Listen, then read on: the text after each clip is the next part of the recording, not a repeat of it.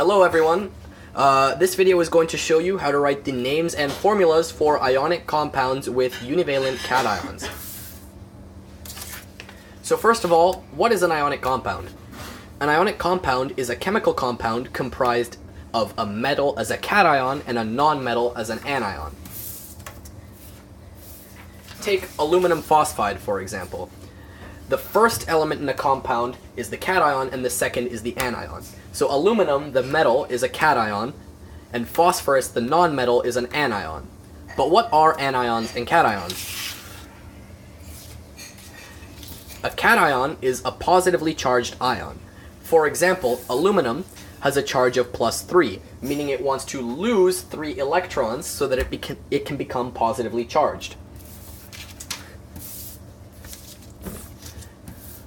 An anion is a negatively charged ion, meaning that it wants to gain electrons so it can become negatively charged. So here, phosphorus, a nonmetal, and also the anion in aluminum phosphide has a charge of -3, meaning it wants to gain 3 electrons and become negatively charged. So, a univalent cation is a cation with only one possible charge. So, the cation in aluminum phosphide, aluminum, has a charge of +3. But there are some cations, other metals for example, in the transition metal category of the periodic table, which have multiple charges, which makes them multivalent as opposed to univalent like aluminum. So if you look on the periodic table, I don't know if you can see the charges, but aluminum has a charge of +3, and it only has one charge, meaning it's univalent. But if you take a look at something like manganese, it has a charge of +2 or +4, meaning it's multivalent because it has 2 different possible charges. Cations like these are going to be covered in a different video. So let's start with naming these compounds. If you have aluminum and phosphorus, you may have already heard me refer to it as aluminum phosphide. So the first logical step that you would think of when you have 2 elements like this is just to write aluminum phosphorus.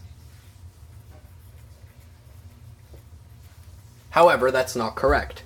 For ionic compounds, you always need to remove the ending of the anion, in this case phosphorus, and replace it with "ide."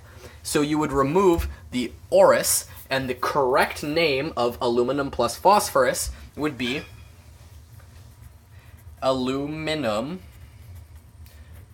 phosphide.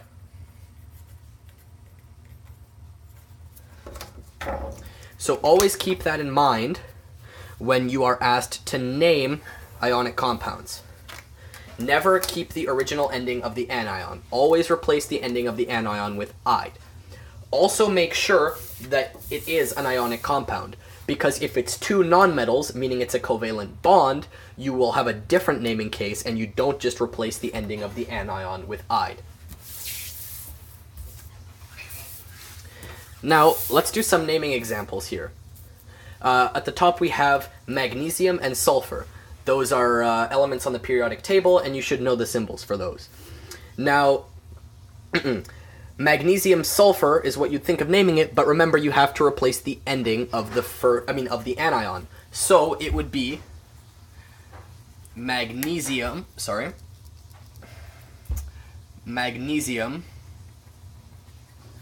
sulfide. Now, KBr, that's potassium and bromine. Now, the ending of bromine is INE, and you want to replace that with IDE. So what the actual name of this compound would be is potassium bromide. Now, for the last example, we have Al2O3. For now, just ignore these subscripts, and I'm going to explain those a little later. So you should be able to recognize these 2 elements as aluminum and oxygen. Now, the tricky part about naming ionic compounds is that sometimes you don't know what to replace with "ide." And with practice, you slowly realize what you need to do. However, oxyide doesn't really sound right, and you should always sound out the renaming of the anion in your head. Oxygide also doesn't really sound right, but the correct naming of this formula is actually aluminum oxide. Now, when practicing these types of questions, you can always look up the compound online and try to find the name, and with practice, you'll slowly start to learn how to replace the ending of the anion with "ide." But these are some basic examples, and obviously the ending of each element is different, and you sort of need to use your best judgment to determine how you are going to cross out the end and replace it with "ide." Now, you don't need to show these steps here. If you're asked a question like this, all you need to do is write the answer aluminum oxide, or potassium bromide, or magnesium sulfide, or whatever the answer is for the question you've been given.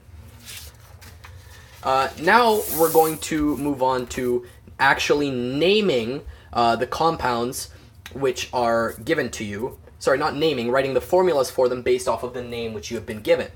So if you have something like magnesium fluoride, you already recognize that you have Mg and F.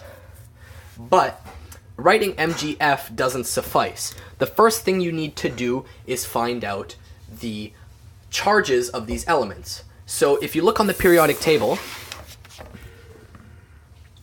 magnesium has a charge of +2. And fluorine has a charge of -1. So what you have to do is write the appropriate charges above the elements which you have written down here. So the appropriate charge of magnesium is +2, and the charge of fluorine, is -1. Then what you want to do is you want to cross over these charges and write them as subscripts under the other element. So what you would have after doing that is Mg -1 F +2. The next step is to cross out the charges because the charges don't matter. So these charges don't matter here. And if you have a 1, you can cross out the 1 and ignore it, because if there is no subscript to the right of an element, it's assumed that there is only one atom of that element in the compound. So the final answer for magnesium fluoride would be MgF2. Now, calcium oxide is a bit of a trickier one. What you want to do for things like calcium oxide, obviously you take the first step, you write out your elements, and you write out the charges next to them. So if you're to take a look at your periodic table, calcium has a charge of +2 and oxygen has a charge of -2. So you do the same step as before, you cross over the charges, and you're left with Ca subscript -2 and oxygen subscript +2. You remove the charges and you're left with Ca2O2. But since there are 2 of each atom, this can actually be simplified. So you can actually remove the 2 and just pretend that it's 1, because there is enough calcium to satisfy the oxygen, and that will be explained in about a minute or so. So all you need to know right now is that if you have numbers which are divisible by each other evenly, you can actually simplify the charges. So if you were to have 4 and 2 as your subscripts, for example, you could change that to 2 and 1. Now, let's move on to beryllium nitride. So beryllium has a charge of +2, so Be +2, and nitrogen has a charge of -3. So that's Be +2 and -3. Now you want to cross over these charges. So you cross over the -3 here and you cross over the +2 to N. And that leaves you with Be -3 and N +2. And you want to remove these charges because the charges don't matter as subscripts.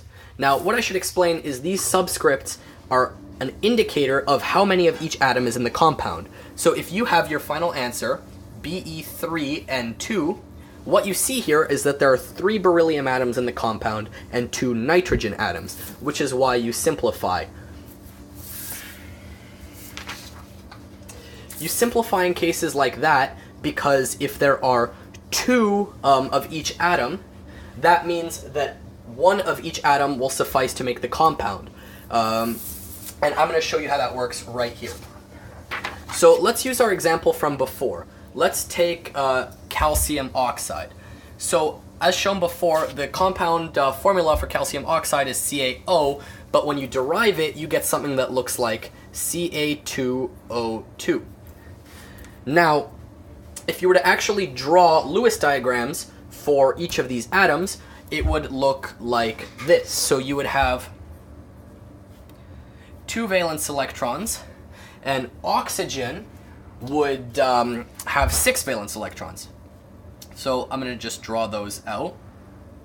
Now, the 2 valence electrons in calcium want to fill up the outer shell.